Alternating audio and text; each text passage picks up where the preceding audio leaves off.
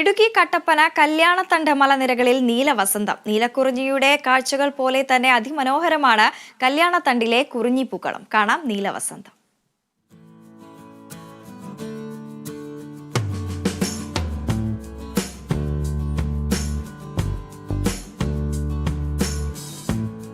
മൂന്നാറിന്റെ സ്വന്തം നീലക്കുറിഞ്ഞി ലോകത്തിന് തന്നെ അത്ഭുത കാഴ്ചയാണ്. 12 വർഷത്തിലൊരിക്കൽ മാത്രം പൂവിടുന്ന കുറിഞ്ഞിപ്പൂക്കൾ കാണാൻ വിവിധ രാജ്യങ്ങളിൽ നിന്നുള്ള സഞ്ചാരികൾ മൂന്നാറിലെത്തും.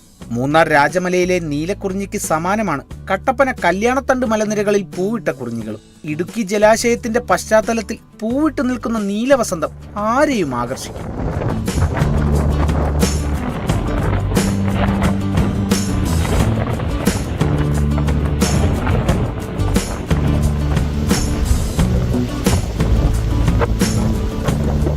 വീശിയടിക്കുന്ന കാറ്റിൽ തലയാട്ടി നിൽക്കുന്ന നീലപ്പൂക്കൾ മഞ്ഞ് പെയ്യുന്ന കല്യാണത്തണ്ട് മലനിരകളെ കൂടുതൽ മനോഹരിയാക്കുന്നു.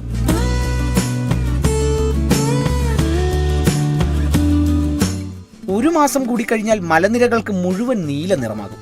ഓണക്കാലത്ത് വിനോദസഞ്ചാരികളെ വരവേൽക്കാൻ കാത്തിരിക്കുകയാണ് കല്യാണത്തണ്ടും നീലവസന്തവും. ഈ മലയിൽ മുഴുവൻ ഇത്തരത്തിലുള്ള സസ്യങ്ങൾ പതിയെ പൂത്തു തുടങ്ങിയിരിക്കുന്നു. ഏതാണ്ട് ഓണത്തോടു കൂടി ഇതിവിടെ സജീവമാകും. മനോഹരമായൊരു കാഴ്ചയാണ് വാസ്തവത്തിൽ സഞ്ചാരികളെ കാത്തിരിക്കുന്നത്. വളരെ സംരക്ഷിതമായിട്ടുള്ള ചെടിയാണ് നീലക്കുറിഞ്ഞി എന്ന് പറയുന്നത്.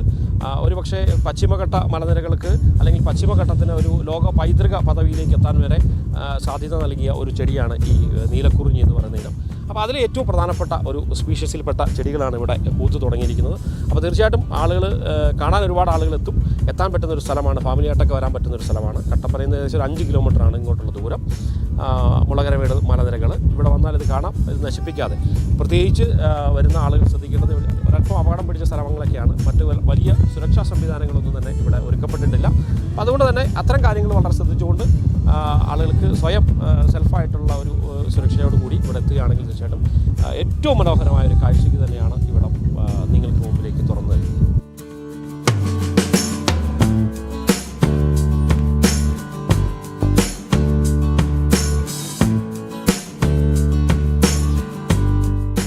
Kerala vision news, Idukki.